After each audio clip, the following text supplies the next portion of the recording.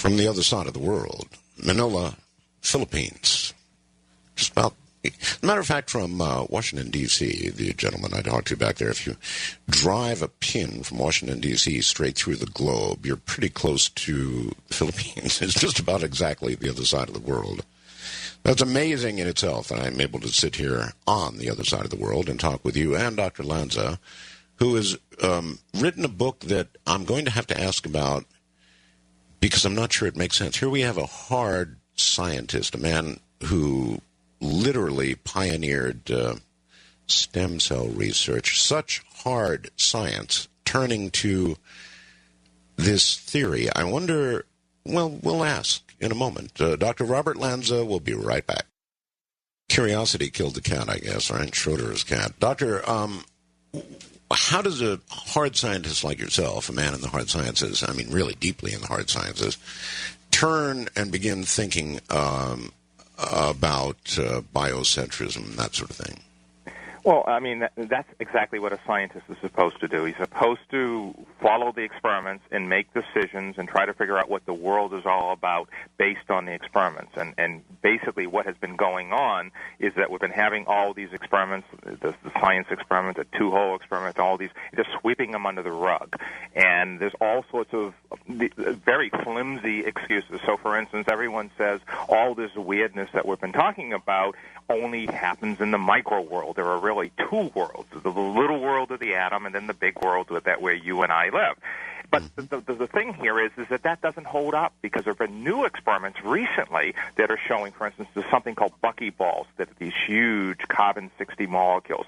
And they show that those molecules actually now are following the same rules and properties and the same weirdness that we actually are seeing in the micro world, all the quantum phenomenon. And likewise, even more recent experiments where they use crystals are actually showing that this weirdness is now going into waves up to a half an inch.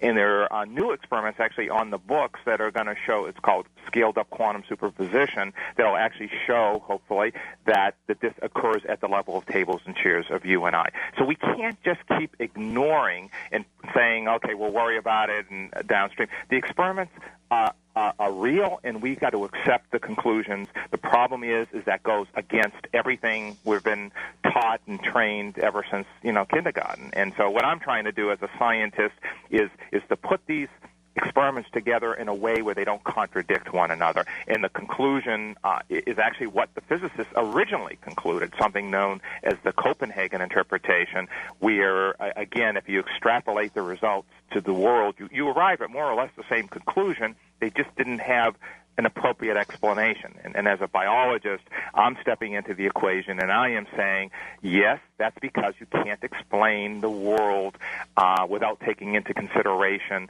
consciousness, what's going on in terms of our perception of the world, in terms of what's going on in the mind. Okay, well, if it's going on across the board, even in the larger world that we observe every day, and we finally understand it, how will it impact our world? Well, again, as I mentioned earlier, I think that you're going to see, once we understand what's going on here, obviously not only in terms of new generation of thinking, machines and whatever, we've seen some of this laid out in some of the science fiction movies, but again, I think that, all sorts of human relationships will be altered. I mean, there's many things that we think of as going on in the world that just simply are just wrong based on a false premise. So I think you're going to see all sorts of changes that downstream will basically change civilization as we know it. Can you give me an example? Things that are going on, you suggested, now. Well, right now, again, I'm giving you the most concrete example is again, the artificial intelligence. I mean, if we want to have a new generation of machines and computers that can think and act like we do, again, we need to understand what is going on and how this works. So I think that as soon as we change our perspective and look at this whole issue of what are these algorithms, what is consciousness, how does that account for what's going on and what we're observing in the physical world, I think then we can put the pie together, and at that point be able to create, hopefully not too far downstream, machines, for instance, that can think, the new generation of artificial intelligence. So that I've heard some people suggest that consciousness is simply self-awareness. Is that I think, on or off base? Well, I think, it's part of it. I mean, I actually published a paper with the famous behaviorist B.F. Skinner called Self-Awareness in the Pigeon. And so, I think that, self-awareness, is part of a consciousness, obviously, because, what is consciousness?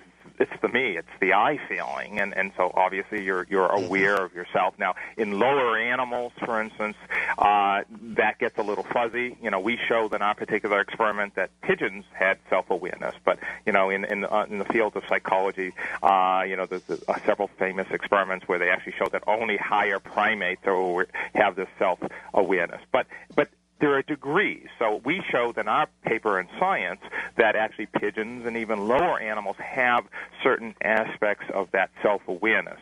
And so, you can dissect what that means. But consciousness, in the way I'm talking about it, is in the big picture. I'm talking about consciousness is actually part of the process of reality as we know it, and it starts to explain what is going on in the world in terms of the foundations of physics, in terms of all these various experiments, that we've talked about.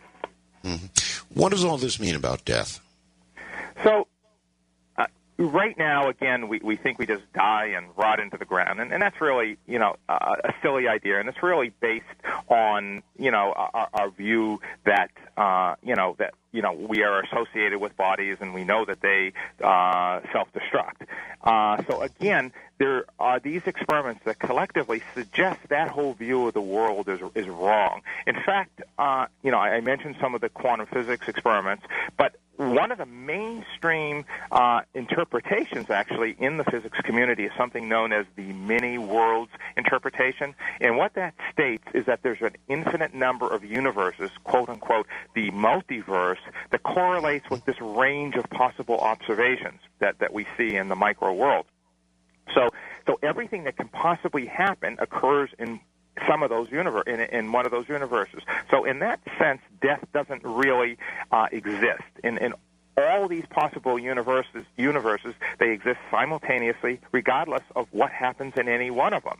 And what biocentrism actually does is it extends that idea and suggests that life is an unfolding, an adventure that really transcends our linear way of thinking. So although our bodies, again, self-destruct, that me feeling is just energy that operates in the brain. And we know that energy doesn't go away at death. One of the surest principles of science is that energy never dies. It can never be created or destroyed.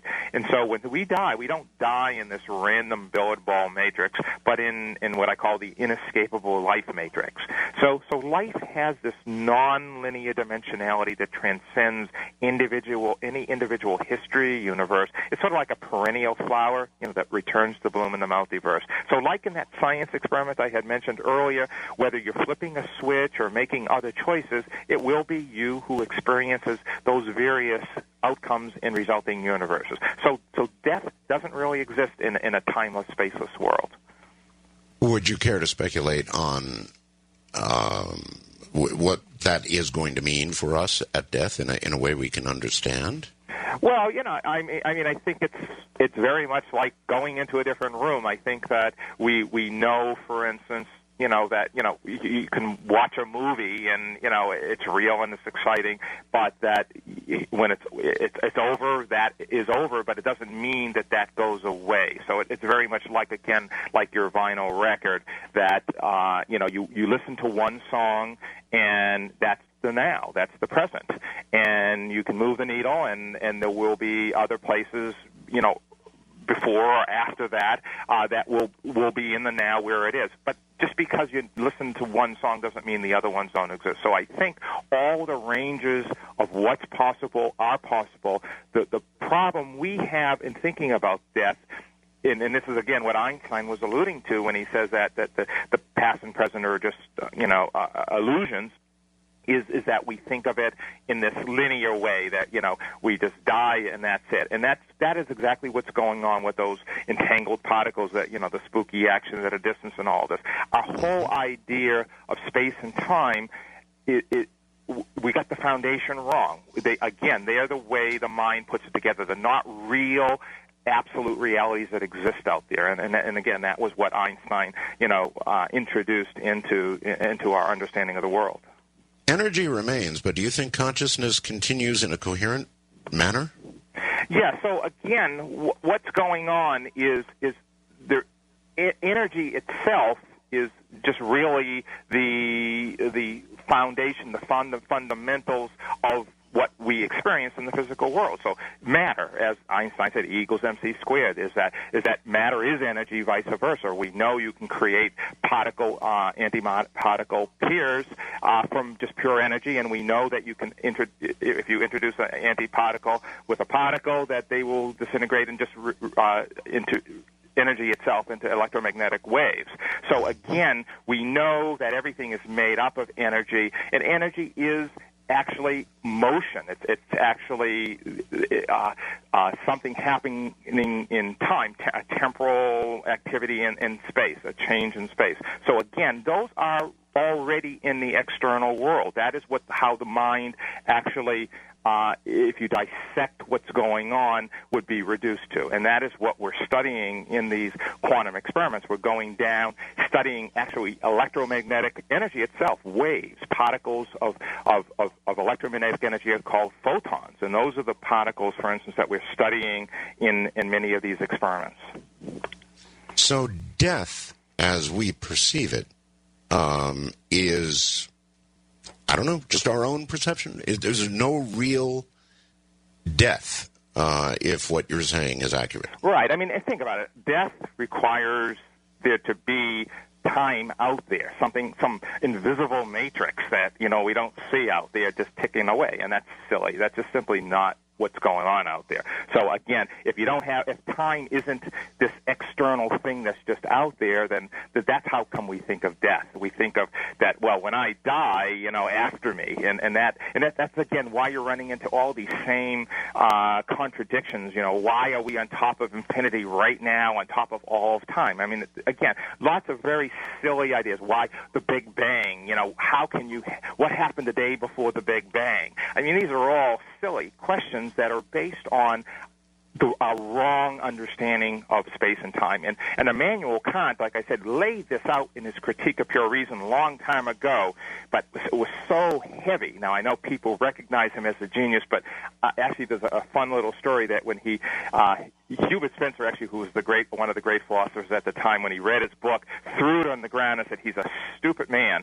And it turns out that even one of his top colleagues, when he got the manuscript when Immanuel Kant sent it to him, got halfway through it and gave it back to him, and he said, this is just too barbarous for me to read, and said, I can't understand this. So the problem is that we think very superficially, and we open our eyes, the world is there, and we can't think much further than that. I mean, again, as I mentioned earlier, we're like a chipmunk or a squirrel. So I think that this is part of the problem, and I think that what we're confronted with now are new experiments that are now saying, well, unless you keep ignoring the experiments, this is the way it is. And so we need to change our worldview, the way we see things. And time, again, being this object or invisible matrix out there is just silly.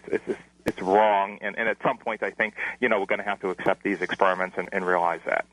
Well, all right. 1 second before the Big Bang, that is an important question because I know you're saying it isn't, but it is because we want to know if there was a hand that created it or whether it was just, I don't know, and nobody knows. But it does seem like an important question. You sort of dismissed it, but there was no time until there were objects. When there were objects, we could look at the movement of those objects and measure the movement. Hence, there was time. When you have movement, you can measure. You then have time, right? So, okay. So let's just think of this in steps. Okay, right now, as we know from the experiment, no particle that you can possibly observe has any properties until you observe it. So that means only now, when you're observing something, does a particle actually manifest itself. This is the two-hole experiment. When you look at it, you see it. It acts like the board. It goes through that hole. But if you don't look at it, the reason it can go through all these holes at the same time is simple. It's what we in physics they call a probability wave. It means it's just potential, and so therefore it's only when you decide to observe what happened to it that it will actually collapse and have basically done something, because the probability waves are not real things. They're just statistical projections. So again, what's going on here are that we right now look out at the room. You see an object. Okay, you're sitting on a chair. Now you're sitting on a chair, and you know that chair is on the Earth, which is spinning around on its axis, and that's going around the sun, which is going around in the Milky Way, and that's in the universe. And you can project exactly all the spatial logic until you come to the known and edge of the known universe. So that's an exhaustive extrapolation of the logic of you right now talking to me on the phone. Now you can say, well, you and I are made up of molecules, say, for instance, carbon. Now, carbon, we know from, your basic science books, is formed in the heart of exploding supernova, which are formative events in the universe. And then if you extrapolate all that logic back to its ultimate extreme, you come back to a singularity where matter goes down into its smaller components, the plasma and the nuclei and the electrons, and then eventually down to nothing. So if you think of the universe, sort of think of it like one of those globes that you used to have in the schoolroom. You think of the world, and that round sphere is just a concept of, in theory, if you were to be everywhere on this planet, this is what you'd have, is this round ball. But it doesn't mean that you can go to Antarctica or whatever. Likewise, the universe is a concept. It's basically all the logic associated with your existence. And so again, right now you're sitting on the chair. I can extrapolate all the way out to the edge of the known universe. But as John Wheeler pointed out, even light coming from the edge of the universe, the path will not be determined until it's observed. And so when you observe it, you're actually, and this guy was the guy, again, who coined the word black hole, wormhole. I mean, this guy was not a dope. He was actually one of the colleagues working with Einstein. He says that when you observe that, you actually are determining what path that light took billions of years ago. So again, this is hard to wrap your mind around, and even Stephen Hawking now, again, as I mentioned earlier, is changing his perspective and is now having to agree, obviously based on the data, that what happens now in the present actually does impact our history and universe.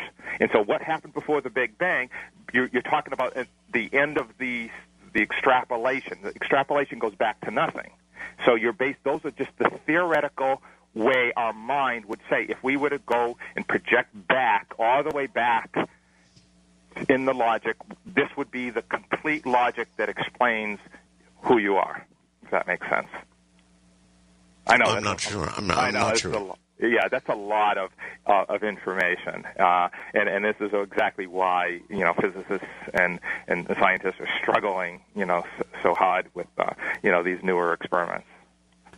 And so, would there or would there not be consciousness involved in the Big Bang? I almost said creation, but I'll say the Big Bang.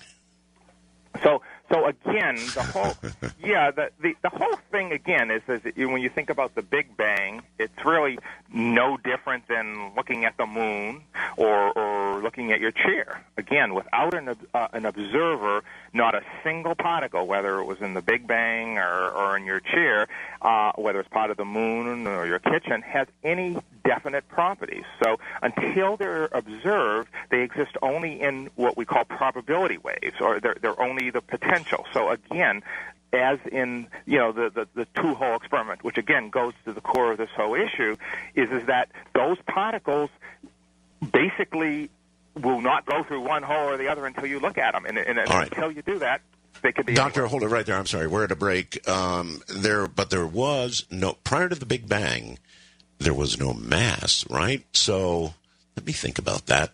I'm Art Bell. Heartaches and headaches. That's what you'll get from trying to think about what we're talking about tonight. My guest has been compared to Einstein, Robert Lanza, Dr. Robert Lanza, and he is a pioneer in cell research. I'm going to ask him about that. We'll get to that. But if I think along the lines of what Dr. Lanza is saying, and I consider the Big Bang, prior to the Big Bang, there was, we'll see if he agrees, no mass, so there was no gravity, and there was no time, because time is a construct, according to Dr. Lanza, in our own minds, right? So Big Bang, no mass, no gravity. My question would be, if that is so, and I bet he agrees, perhaps not with this part, then how did the Big Bang happen without conscious direction or without consciousness being involved? Because at that time there was nobody, well, none of us anyway, to observe, right? So there must have been consciousness involved with the Big Bang. Certainly wouldn't be our consciousness, would it? Dr. Robert Lanza, back in a moment. Well, all right, let's try it out. So, Doctor, the Big Bang, prior to that, no mass, hence no gravity. And I guess my question would be, how did the Big Bang happen without consciousness of some sort being involved? Well, I think, part of the problem here is that we're thinking in terms of the old paradigm, and we know the world just isn't out there independent of the observer. So, again, that indeed is consciousness, so that when you think about whether, it's the early part of the universe or even earlier all the way back to the Big Bang, that is basically what you would see if, in fact, you were there. So, in fact, if you were the observer, you could actually trace back your, you talking to me right now, all the way back theoretically to the moment where the logic is that actually comes to an end. So if you think about right now, you're a human being, you're made up of the carbon molecules. Again, some of those molecules were made, along the way, during the evolution of the Milky Way and other earlier stages. And then just after the Big Bang, actually, as you go back in time, actually the atoms start to then, the components that actually made up atoms were formed, so the electrons and the nuclei, they were formed. Then you can go back even further to, there are different particles inside those particles that, in theory, go all the way back. And then just before that, when you come to the bottom of that whole the backwards in evolution, you come to the point of where the logic starts. So it's basically an extrapolation of our own existence, of our spatial temporal thing. So again, it's like that round globe we were talking about. You have the globe, and in theory you could go to Antarctica, but until you don't know whether you can really get there, and so you could never go back to the Big Bang. It's only theoretical. So, but that is in theory what you would see. But so if there is no observer, there is no reality, and nothing. So before the Big Bang, is meaningless. It has no meaning because, in fact, at that point, you've gone to the bottom. Just like right, but the Big Bang has meaning, and without anybody to observe it, there would be nothing. Which is There would be nothing. So how did it even, in fact, occur without a conscious direction? And you're exactly it. And if there's nothing, then there was nothing there to observe it. And so you're getting into this sort of circular words. Our languages and our science are very primitive tools. So what happens is that in physics they say that everything exists in this probability state, and it's not until you observe it that anything at any point in the universe or any place in the universe could exist. And that applies in whether it's just after the instant of the Big Bang, if you want to talk about it that way, or in the future or the present, or whether it's on the moon or here on Earth, everything, even according to even the experiments in the micro world, they're probability states. And not until the observer is involved, and again, that's because reality is a process that involves our consciousness, they're not there. But anything that is part of that spatial temporal logic indeed would only exist, obviously through the process of consciousness. I know this is... it's okay. I'm with you until we begin talking about that Big Bang. And right. How did the Big Bang even occur without conscious observation? Well, again, this is it. The Big Bang no more occurs than anything else. So again, John Wheeler's line, no phenomena is a real phenomena until it's an observed phenomena. So whether you're talking about the Big Bang or your table or your chair, again, every one of those particles is just an uncertainty wave, and they don't have real particles and real properties until they're observed. So whether you're talking about now or the Big Bang, nothing changes. Is that making any sense? I'm not sure. Yeah, it's tough because I'm not sure. In other words, nothing is until it is observed, and yet we know the Big Bang occurred. Well, we don't know. Though we didn't observe it, your theory suggests that it was observed. No, not at all.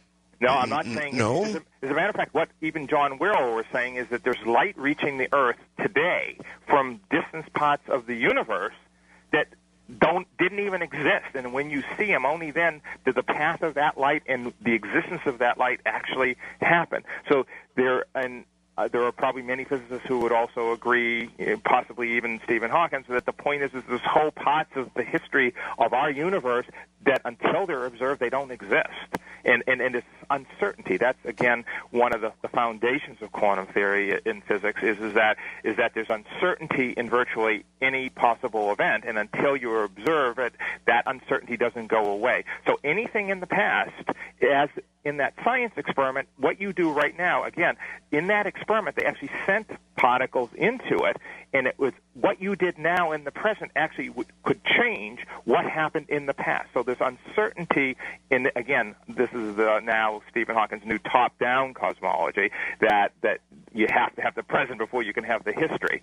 And so, again, this is the problem with the Big Bang, is that we're used to thinking of the universe in reverse, that it was this Big Bang and there were all these little molecules bouncing around, and here we are. And in fact, that's wrong. The problem is that you need to, it actually goes in the other direction. It's the observer creates the properties of the particles, and the causality that's associated with that then has collapsed. The probability waves for the whole universe, for our whole history, at that point take on a real form, if that makes any sense. Well, then it would suggest there is a power or property in consciousness that we don't understand at all just yet.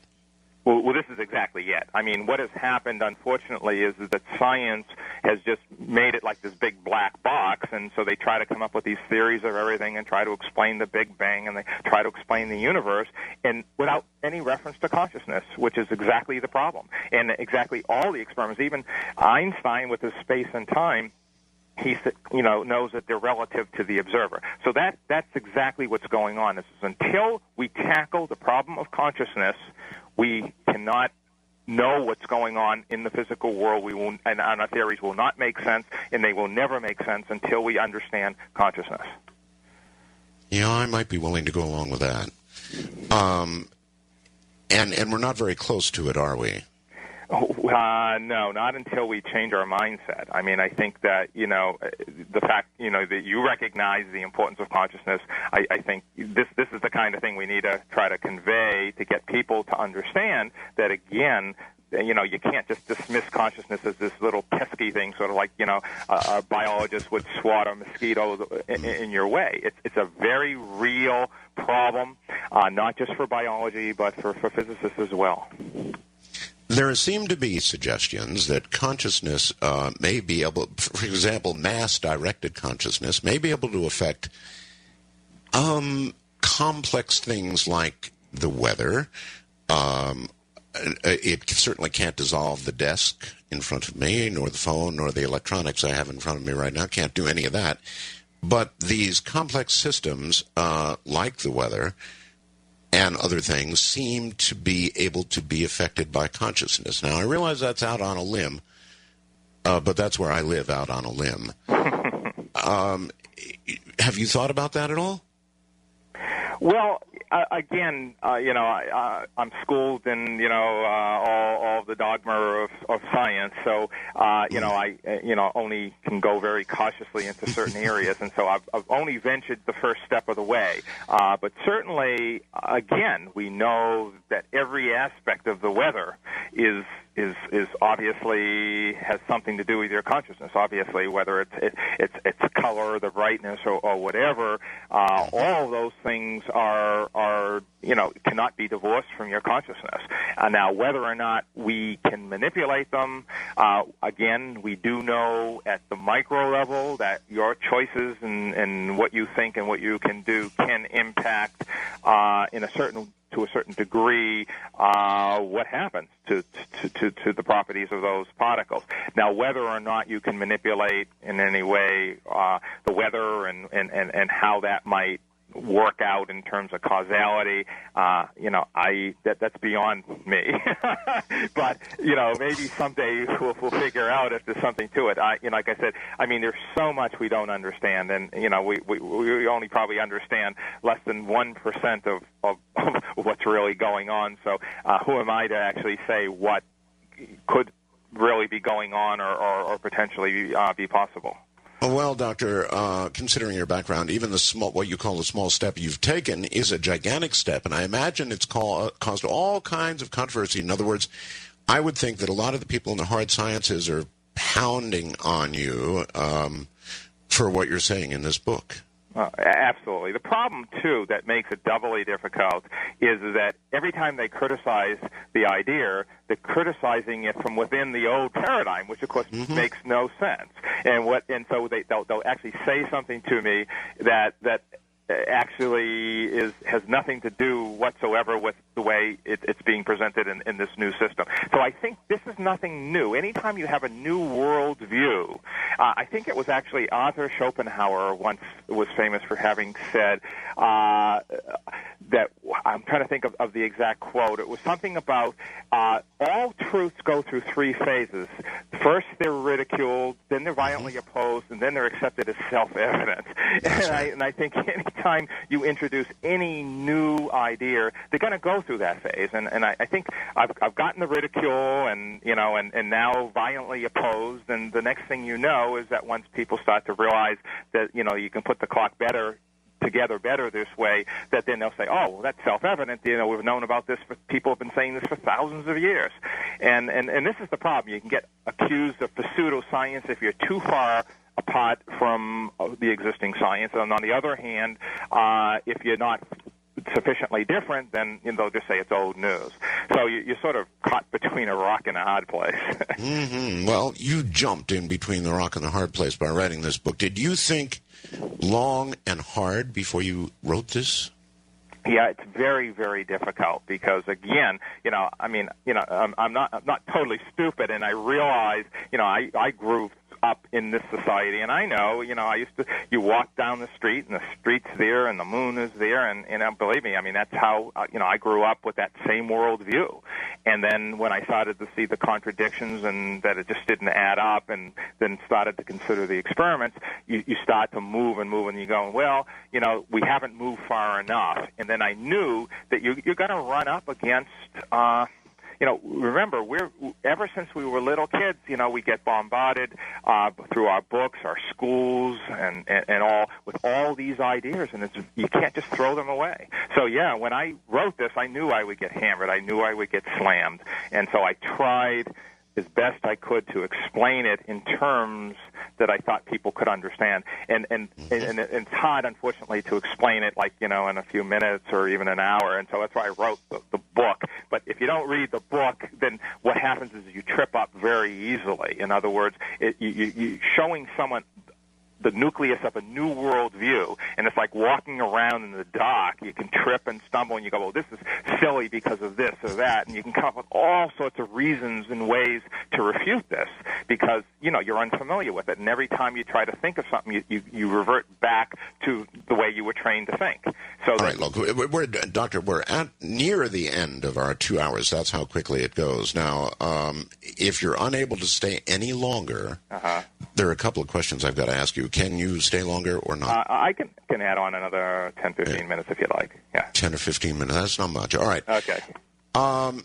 You were part of the team that cloned the world's first early-stage human embryos for the purpose of generating embryonic stem cells. So we all know about all the controversy involved in that. What I would like to ask you is where we are now with adult stem cells replacing fetal cells for the purpose of cloning.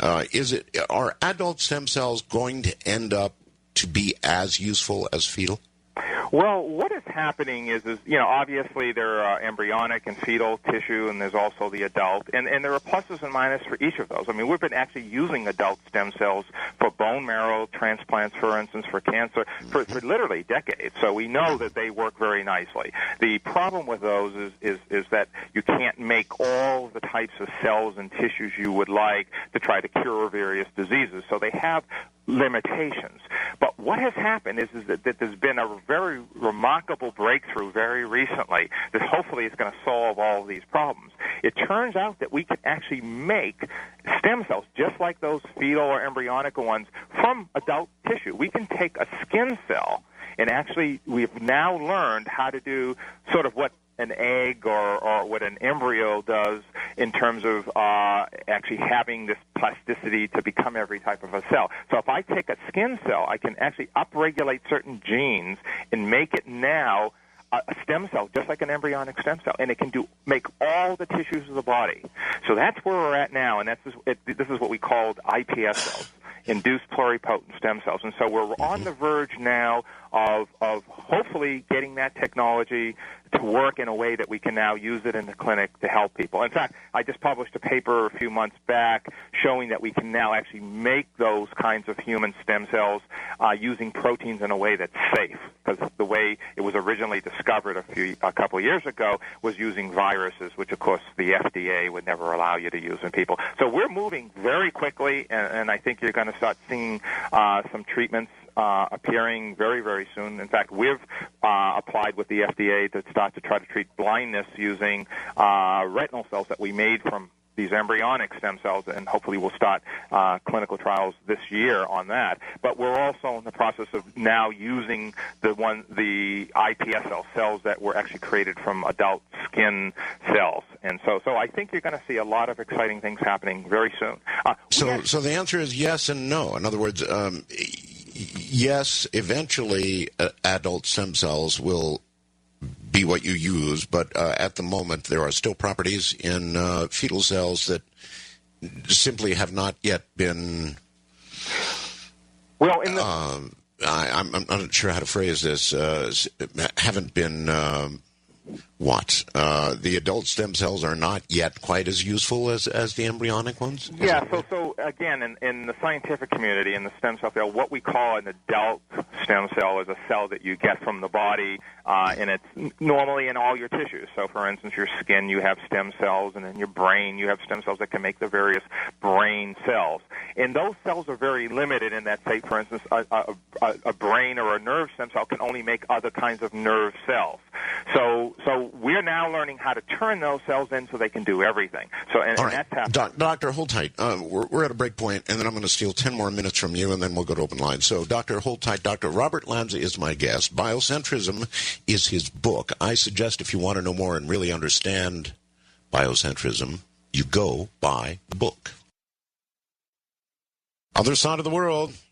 Howdy, everybody. Dr. Robert Lanza is my guest, and back in 2001, he was the first person to clone an endangered species. Well, I guess it was a team, but he did that. And, Doctor, I want to ask you, if you can clone an endangered species, I think you also cloned a wild ox, why can't is there any scientific reason why you can't clone a human being? No, not at all. As a matter of fact, we published a paper not long ago actually showing we could do human cloning and actually take a cell from a person and actually create an embryo that is, through all the gene analysis, absolutely identical to a normal embryo. So if you implanted that, you could, in theory, possibly create a person. Yes. Remember when they created Dolly? Yes. The sheep? I have this sort of foggy memory that the clone of Dolly died an early death. Right. Was that because the clone of Dolly was born with telomeres at the same extended rate as the original? Well, I think that was originally what scientists had thought. Now, of course, we know that cloning causes all sorts of abnormalities, which is why, most scientists consider it unethical to think of trying to clone a human being. And so the worldview at that point was indeed that Dolly was prematurely old and her telomeres were short.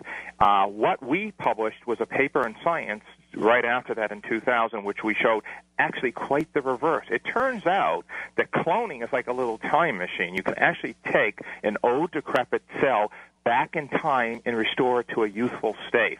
And that work has now been subsequently verified by many, many groups. So it actually turns out that a senescent or old cell can actually be rejuvenated. And in fact, in our study, we actually showed that those cells actually could live longer than their normal counterparts.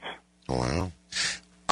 Is there any reason why we shouldn't imagine that in a lab somewhere, perhaps not in the United States, but, I don't know, in China, Russia, somewhere, that a human clone has already been accomplished?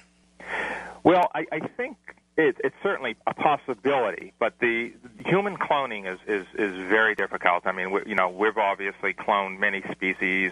At this point there have been a couple dozen species that have been cloned successfully, but the human system is very, very difficult. And every time you try to clone a new species, you run up against a whole new set of problems that requires a lot of troubleshooting. And the problem is right now getting human eggs is very, very difficult. There aren't many. So when you try to clone a mouse or a cow, you can get hundreds or thousands of the eggs and try to figure out how to make it work. But I can tell you that someone who is inexperienced that tries to do this, that they'll kill the eggs. It just won't work. I can tell you that if you apply the published techniques that have been out there for cloning animals, it just simply doesn't work in the human system. And there have been some very smart, brilliant scientists who have tried to do this without any success. So it's going to take a lot of resources to achieve this.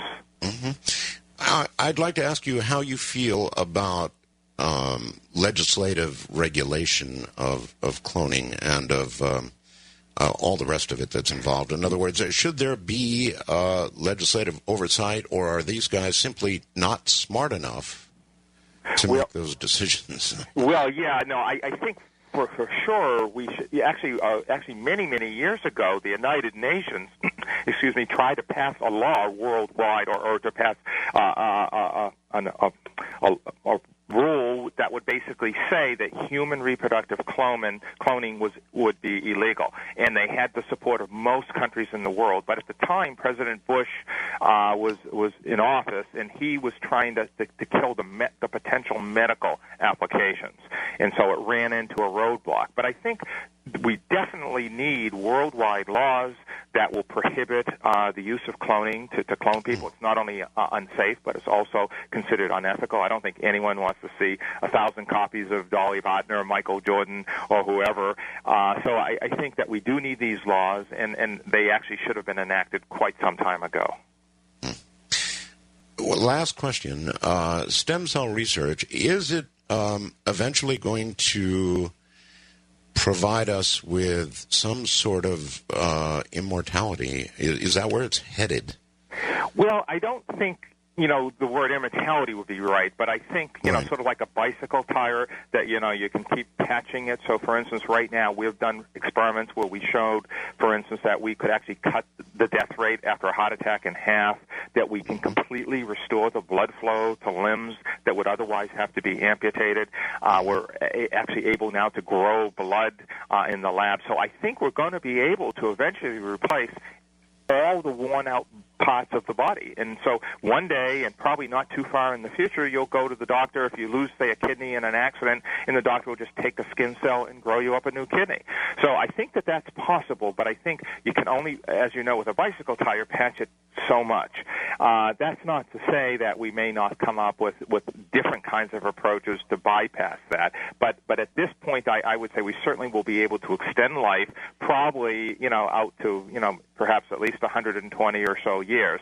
Beyond that, I think, we're going to run into problems because, we think of ourselves obviously as a brain, and while we can repair that damage with stem cells, the question is, how long can you continue to do that?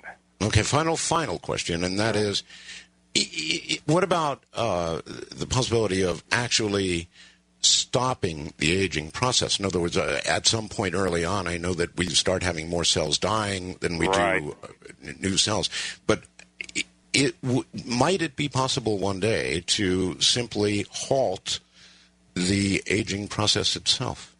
Well, yeah, it's a very interesting question, and I think that one of the problems we have with that is that, in fact, you can make cells immortal, and as a matter of fact, what they're called are cancer cells. And so the problem is if you escape that regulation that causes the aging, you end up with cells that just grow unlimited, and then that leads to all sorts of problems because your body is very exquisitely fine-tuned to operate all sorts of ways. So when you start tampering with that, you're going to run into all sorts of abnormalities and problems. But I think, yes, we know that there are ways to do this. There are enzymes known as telomerase that can extend the telomeres. We certainly can replace the old tissue with youthful tissue, but you can start running into problems when you start messing with that whole apparatus. All right. Doctor, I hope your book sells well. I hope lots of people read it. It's a new way to think, and I'm sure that lots of people go out and grab your book now, and I want to thank you for appearing with us this night. Well, thank you. It's been a great pleasure. Let's do it again someday, huh? Absolutely. Take care, my friend. All right, that's Dr. Robert Lanza, and again, his book is Biocentrism. And it was all fascinating. In fact, you're welcome to comment on it. What we're going to do is go to open lines. I haven't done this in a long time, and I welcome it. I'd love to hear from you. So we're going to go to unscreened open lines. That means you can talk about anything you want to talk about. I've got a couple of comments when we come back. We're going to take a break now. And when we do come back, it's Katie bar the door. Anything you want to talk about is fair game. This is Coast to Coast AM. I'm Art Bell for George Norrie. Stay right where you are. Well, all right. We're going to do unscreened open lines now. As I mentioned, coming up in just a moment. Again, I want to remind you that everybody here is well. Everybody always asks. All the ABs are well. And if you want to see a picture of Asia that's about 2 days old, it's up on coasttocoastam.com on the website. And if you click on it, you go to an area where it gets bigger. So it's a pretty good picture, actually. And another thing people are asking me about all the time, my cats are fine. Abby, Yeti, who's getting to be an old guy now, he's just fine. And Dolly, of course, all here with us. Asia is now talking up a storm. And guess what? I got my antenna up. The long process of getting permissions and writing to the government here and doing all kinds of things finally paid off, and I got my antenna up. It was quite a job. I'm in a condominium here, so in order to get the cables from here to the roof, instead of going 40 feet out the window and then up 20 feet actually, we had to run it through the ceiling and in this little space of concrete and do all kinds of things to get it up there professionally. It was quite a job. Incidentally, we had an earthquake. A couple of days ago, we had a 6.1 earthquake, which was very interesting up here on the 19th floor. We kind of rocked and rolled up here pretty well. It was wild. All right, that said, that's kind of the news. Let's go to the lines and see what's out there. On the first-time caller line, you are on the air. Good morning. You should be on the air. Hello? Hello. Going once? Oh, hi. Yes, you are there. Good. Okay, yeah, I'm calling from Hawaii. Okay, do me a favor and pick your phone up rather than being on a speakerphone. Talk to us directly. Oh, okay.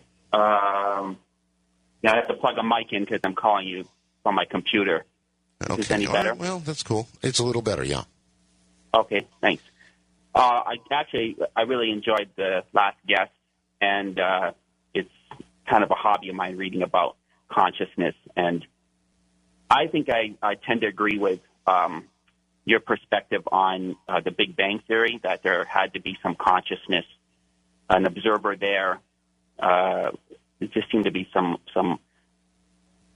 flaw in the logic of his thinking. That may be. That's what I thought too. I thought that his theory sounded good until you got to the Big Bang. In other words, he kept saying nothing is until it is observed. Well, right. That all falls apart at the Big Bang, right?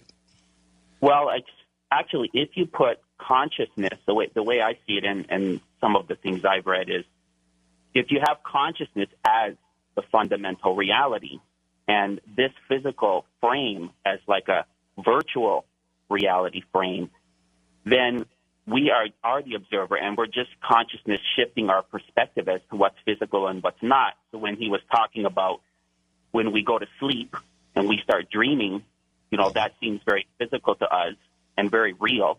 And then when we wake up, our consciousness just shifts back over to this reality or dimension, and this seems physical to us. But I think where these physicists get stumbled up is they're trying to study consciousness, which is totally subjective, as an objective thing. And they're trying to apply these physical rules in this reality to something that exists outside of our reality.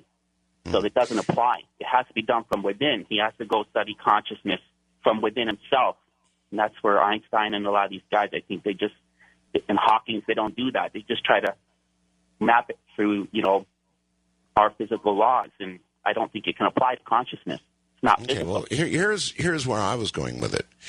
If nothing exists until observed, then when you do get to the Big Bang, you have to maintain that there was consciousness present. And, gee, now, whose consciousness would that be 1 second before the Big Bang?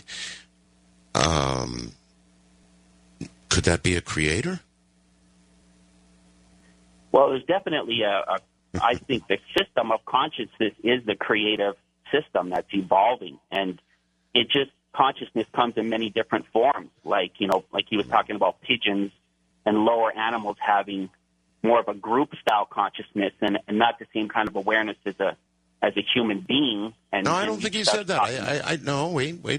I think that he said that a pigeon, I think it was a pigeon, he did represent that a pigeon had consciousness or self-awareness. He said self-awareness. Thank you very much for the call. Self-awareness was what he said. He said it gets, if I'm remembering correctly, a little foggier as you go down the chain from there. But again, if nothing technically exists until observed, then when you're talking about the Big Bang, there had to be a consciousness there, right? And that consciousness, well, gee, who could it have belonged to? Because we weren't here yet, right? There was nothing. There were no planets. There were no moons. There was no universe. There was nothing to measure time, because you need a couple of objects moving around. You need movement to measure and then hence have time. I don't know any more of what I'm talking about than anybody else does in this field, but I'm just going by what he represented. And that was that there is nothing until it is observed. Well, if you just drag that theory all the way back to the Big Bang, then there had to have been a consciousness involved for it to have occurred, right? Right. Wildcard Line, you're on the air. Good morning. Hey, it's Bob from Los Angeles. How you doing? Hey, not too bad, boy. That's some really deep thoughts there. It's terrifying just to think about it. It is, yes. Because think about it. For instance, so many things. I mean, our mortal minds are so weak. I mean, we'd have to actually, the best person to ask this question would be an ET. Have an ET tell it to us, because our mortal minds can't wrap our minds around something this big. It could be as simple as we're not even here. It's like that TV show. You remember TV show? The whole series turned out to be some guy's dream. Mm-hmm. Remember? Yes. I mean, this could all just be some sort of dream. We could be just like in cocoons and some spaceship powering something in space, because a lot of things that defy logic. Number one, like the psychic phenomena, for instance, all these things defy logic. I mean, it really makes no sense that somebody could predict the future. I mean, I've done since I was a little kid. I've had this weird ability. My parents, it's passed on to me. I'm in school, and throughout school, I'll tell the teachers stuff before they even say it, and the teachers go, "How do you do that? Do what?" And they go, "How do you know what I'm going to say before I say it?" And it's weird. I go, "I don't know." It's weird. It's like you're out of phase. But it's bizarre. The psychic world is weird. You can even influence people and stuff, because I could take somebody who's sleeping, like I had a roommate I used to play with. I say, "Hey, watch this." I could actually, if somebody's sleeping, I could hit them with a bolt of electricity and make them jump out of their bed asleep. You mean psychic electricity? Yeah. Well, it's called remote influencing, and I was curious what it feels like, because like being electrocuted. I made a roommate sort of mean. I just shot him up off the bed about 3 feet in the air, and he was like, ah! And well, there is a world out there, and that's just one example of things that are completely unexplained. And today's science just takes them and shoves them into a corner, and says we don't get that stuff, and since we don't get it, and it doesn't fit into any of our paradigms, we're just going to leave it there, and we'll sort of look at it later someday when we can understand it. Right, exactly. And it's really strange, because I really think there's something to this ET stuff, because I think a lot of humans are learning this from something else, because I used to have dreams when I was a little kid, like 5 years old, of some weird-looking being going in my room. I'd be terrified, and it'd run its face right in front of my face, and its eyes were in my eyes, and it'd just go like this: relax, don't be scared, relax, don't be scared. And when I was 5 years old, I used to do this to my pets. I learned it from whatever this thing is. I'd get to my cat, and I'd put my head up to it, and I could actually make the cat fall asleep by what this being or whatever was doing to me when I was small. And it's really, really bizarre, but there is something to this ET thing, because I don't know if people's children, if you have a child and it's like 4 or 5 years old and it puts its face real close to its pet, it learned that from something, and I could actually, just looking into an animal's eyes, I could put it to sleep. And there's part of the government, like James was involved in part of the remote influencing program, where they're trying to harm people, which is sort of demented. And that's sort of sick when people actually go inside someone's body and harm them. That's sort of mental. But it is really true that I've done some weird things. I actually moved a solid object. I couldn't believe it. When I was in 20s, when you're really strong and healthy in your 20s, your psychic abilities are really, really strong. I could go into a room. I could change the temperature in a room by meditating and turn the whole room into humid. It would almost, the ceiling would be wet with water from just All right, listen, meditating. we're coming up on a break, so I'm going to have to go. But changing the temperature in a room, I'd be very, very interested in seeing that done. If I were a little closer, I might suggest that I would like to see you do it. And ETs, I've got a word or two about ETs, remembering something Seth Shostak said to me. We'll be right back.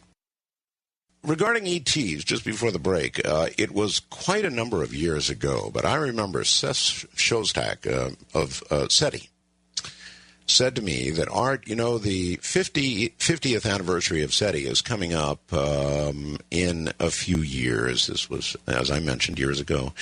And he said at that time, if we have received nothing at the 50-year mark, Art, we're going to have to strongly consider the possibility that they are not out there. And I just read this just a few moments ago. The search for extraterrestrial intelligence is 50 years old next month. Still no sign of intelligent alien life. Paul Davies of the Beyond Center, also chairman of the SETI Post-Detection Task Group, says it's time to rethink and expand the search for ET. Now, Seth alluded to the possibility of actually ending the search for ET, but that was then. This is now. So I guess they're going to expand it. Certainly they've gone to light alongside radio. They've been looking at the hydrogen frequency now, or near it for some time, but they're way beyond that. They're looking at light and other things. So I guess they're not going to end the search for ET, but rather expand it. And that, despite the remark, I'd love to have Seth on the air right now and ask him about that remark that he made to me years ago. Nevertheless, that's the current status of SETI. They're going to keep looking. They're going to expand the search and keep looking. We will be right back. There's one other little thing I want to drop on you. The title to this article is Chief Exorcist Father Gabriel Emmer says the devil is in the Vatican. Let me read just a little bit of this to you. Sex abuse scandals in the Roman Catholic Church are proof that the devil is at work inside the Vatican, according to the Holy See's chief exorcist. That's who this priest is, the chief exorcist at the Vatican. Father Gabriel Emmer, now 85 years of age. By the way, we've looked into him as a guest, and listen, and I'll tell you why. He's been the Vatican's chief exorcist for 25 years. He says he's dealt with 70,000 cases of demonic possession. So the consequences of satanic infiltration include power struggles at the Vatican, as well as cardinals who do not believe in Jesus and bishops who are linked to the demon. These are strong words. He added, when one speaks of the smoke of Satan, a phrase coined by Pope Paul in 72 in the Holy Rooms, it is all true, including these latest stories of violence and pedophilia. And the article goes on, but that's strong, strong stuff and scary stuff. And it's reminiscent of another guest that I had on this program. I was honored and lucky enough to have Father Malachi Martin on this program so many times. And these are words that came from Father Martin. The same words about the inside goings-on in the Vatican, in the Catholic Church. These are the same words. Now, of Father Emmer, he doesn't speak much English, unfortunately, or he'd have already been on the program. It'd almost be worth trying to do with an interpreter, although it's a very clumsy way to do a show with, somebody doing a translation. It just doesn't come through with the same kind of passion as interviewing the original guest. But this is so serious and so important that it almost might be worth trying. Anyway, back to open lines, unscreened open lines. Wildcard line, good morning. You're on the air. Oh, yes. Thanks for taking my call, Art. Look, I think that the Western philosophical/religious mind is ill-equipped to understand things like consciousness and the universe. When you talk about the differences between matter and how we perceive matter, such as what your guest was talking about earlier, and also the conscious human mind and the relation of the conscious human mind to the matter that's in our environment, it seems to me that Western religion and Western philosophy is ill-equipped to deal with that. In the Eastern philosophy, you have a concept of oneness, and also in some of the other more indigenous religions that go back thousands of years. And, you're absolutely right. Look, Buddhism is a great example. Oh, yeah. No, that's what I'm thinking of pretty much. And also, the animism in Africa and then in some of the other tribal religions throughout the world. I think going into the future, people throughout the world will probably be able to understand things like the Big Bang and how there could have been a universe before that, and then how there's also a universe today. But what I think people will come to realize is that at one time, matter and consciousness were one. And the thoughts that we have might be separate from matter in a sense in the time that we're living in now, 13 billion years after the Big Bang. But I think before the Big Bang happened, the nature of the universe was very different, and it's entirely inconceivable that all could have been one. Well, I do think that it's significant that men like the guests that I just had on, I mean, really hard science guys, and this fellow was right at the top of the list. I mean, we're talking about the guy who did the first cloning. We're talking about somebody who is as much of a heavyweight in science as you can be. by writing that book and by even suggesting the things he was talking about tonight, he was jumping off a scientific cliff. So and more scientists are beginning to do that. Obviously, not yet a majority by a long shot, but the fact that these deep thinkers are beginning to move in this direction, I think, tells us there's really something there. It tells me that he's a trailblazer, in a sense. That's right. No, that's right. No, but yeah. Again, if the deep thinkers are occasionally willing to jump off this kind of a cliff, there really is something to all this. And if you look into the Buddhist religion as an example, as you point out, it may be a lot closer to this reality. If it is a reality, it's still just a theory, but if it is a reality, Buddhism may be a lot closer. I completely agree with that, and I hope someday that people throughout the world are able to incorporate some of those ideas from other philosophies and other religions into their way of thinking. And I think by doing that, when you see a synchronistic way of thinking emerge in the future humanity, whatever that humanity might become, I think that could cause more people to understand the world that's around them and the nature that they are surrounded by than people that understand it today. I agree completely. Thank you very, very much for the call. I doubt very seriously that's going to occur in our lifetimes. Look at the schisms that we currently live with. If anything, they've grown stronger. There are a lot of people in the world now who wish us to convert to their way of thinking.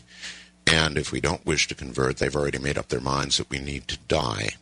So that's the world we live in today. And I guess it's been the world that way in the world now for some time. So not in our lifetimes, but eventually. West of the Rockies, you're on the air. Good morning. Hello, Art. Hi. It's nice talking with you, and it's so exciting. You wonderful guest tonight. Thank you. We know who was there before the Big Bang. God was there, I guess God that's what I was driving. Yeah, I was driving at that. I mean, couldn't get him to there go has there, to be though. There has to be a consciousness. He said it again and again and again. Without consciousness, there is nothing. Well, there was nothing, and then there was something. So there had to be a consciousness involved. Now, whose would that be? Well, I understand because two of my brothers have their doctorate in physics. So we've got, I've been listening to this all my life. But what I think is that consciousness has no boundaries. I'll go along with that. I don't think it does either. I think that. But it seeks form. I can jump further off the cliff than he did. I did experiments. I think consciousness has a power that eventually may be realized to be a power greater than the splitting of the atom. Yes, but it seeks form. So wherever it can jump into form, perhaps that's what is happening. So fair enough, all these thoughts and all these questions bring up so much, but I don't want to forget two things. And one is I'm number 15 on the predictions list. Oh. And what is it? I don't have the list in front of me. What was your prediction? New species will be realized. Oh, that's right. Well. So the species now, what could that be? Are we going to have a clone come forward? Is that the new species? Wouldn't that be just too awesome? And what about the chimeras? And more are born, that are male and female? Mm-hmm. Perhaps like God, he was both. And he was made in our image, both male and female. And perhaps his sperm just went inside his body and created either or both. Wouldn't you go there first to clone someone? Wouldn't you go to a chimera? Let's clarify your prediction a little bit. When you said a new species, do you mean, there are new species, of course, discovered all the time. Do you mean a major new species? Yes. Look what's happening so fast in our world. Come on, we're within the grasp of anything. Anything. Remember, this man's even saying anything we can observe. Mm-hmm. So, let's go all the way. Come on. And Art, you may live another 40 years. That's a terrifying thought. One level. For me too. But just can't we wait till these next few years come into existence? It's going to be so exciting. And my last thing is I want to say, how is your beautiful bride? We don't get to hear much about her. She is just wonderful. She couldn't be better. She takes the opportunity when I'm on the air. It is you've got to remember it's afternoon here. Right. To go to the shopping? mall. Yeah, that's right. That's exactly where she goes, shopping. Girl. and my youngest, 3-year-old, she decided she wants a yellow dress today. Aww. So they're off buying a yellow dress. Oh, it's awesome. I have a 3-year-old granddaughter, so I've been going along with you as you've been going along, and it's so exciting to hear about the family. And thank goodness she came along, and I know it's all meant to be. And so thank you so much. It's so awesome to hear your voice and to have you with us again. And I've been with you since, I think, the beginning. I got my nurse's license in Vegas. I think I heard you on the phone in 1973 talking about bodies found at in the desert. Mm-hmm. And so we go back a long way. We were in the war together, Art. You just didn't know. All right. So Well, listen, thank you very so much. Thank you for the call. Yes, yeah, those were the days, of course, in Las Vegas when all those lumps you saw out there in the desert, not all of them were just lumps. A lot of them contained bodies. And, those were the days in Las Vegas where it was run in a different, dare I say, more efficient way. I guess I really shouldn't dare to say that, but a lot of people know that's true. I mean, the mob ran Las Vegas, and it was... I guess I better be careful here, but it was run rather efficiently. East of the Rockies, you're on the air. Hello. Hello. Hello. Yes, sir. Is it me? Yeah, it's you. Oh, great. Listen, I turned on my radio one night many years ago and heard this voice from the high desert, and I've been hooked ever since. I'm telling you, you are a true pioneer. I think that there are a lot of things that's going on now with the new paranormal program that's on TV and the consciousness and people's expanding their thinking, because you taught us to listen to everybody and to think but keep ourselves grounded. And I want to thank you. And I know I'm much late, but congratulations for the Radio Hall of Fame. Oh, thank you. I was wondering how much input you had in getting George Norrie, because it seems like George is about the only one that could follow in your footsteps. How much input did I have? I don't know. I sat down with George, had an opportunity to sit down with George before he took the chair. But not as much as you might think. Not as much, really, as you might think. There were a number of things that went on, you recall, in years past that affected my ability to do the program at that time. So not as much as you might think would be my answer. But as I mentioned, I did have an opportunity to sit down and talk with George before he took over. And I'll leave it at that. So I am here filling in tonight for George Norrie, who's taking a well-deserved vacation. I know that when you do this program, doing it as I do it right now is a luxury. In other words, only every now and then. If you're in the seat every single night, I certainly don't want to say it's a grind, because it's a pleasure, it's a joy. But on the other hand, when you do it every single night, night in and night out, I remember years past I did it 6 nights a week. I used to do a 5 and 6 hour show. This was before the network. 5 and 6 hours, 6 nights a week. Can you imagine that? It's not a show, it's a way of life, I guess. That would be the way to put it. Good morning. I think it's the international line. You're on the air. Hello? Hello. Oh, no, I'm a wild card, I guess. Are you a wild card? I guess so, yeah. Wait a minute. Where are you? I'm in New York. New York, huh? I guess yeah, you're I a wild called card. on the wild card line. All right. Well, it doesn't matter. Okay. Art, it's great to hear your voice. I'm really glad to see you appearing more regularly on the show again. I miss you something awful. But at any rate, it was a great show tonight, and I wanted to suggest a book because you seem to be really curious about a lot of things, if you're open to it. I'm listening. There's a book called Consciousness Speaks. It answers a lot of the questions you were asking, but from a philosophical viewpoint instead of a scientific one. Who wrote it? A fellow by the name of Ramesh Belzakar. Belzakar. Yeah, he was a successful banker in Bombay, India, someplace like that, and studied under a bunch of people and wrote a book where it's just, it really, I think you'd find it truly interesting.